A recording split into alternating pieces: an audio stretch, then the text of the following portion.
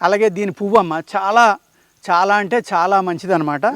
ఇదమ్మా దీన్ని అరటి పువ్వు అంటాం మనం.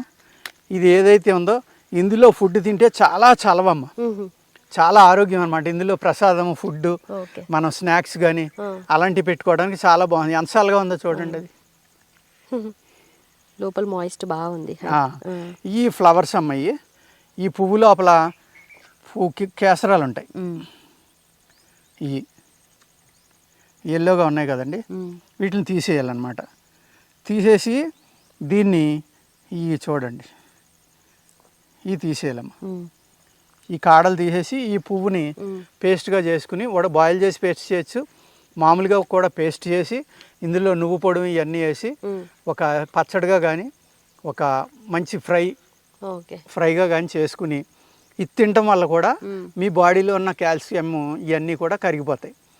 అలాగే దీని ఆకు అంత పవిత్రమని ఎందుకంటామంటేనమ్మా,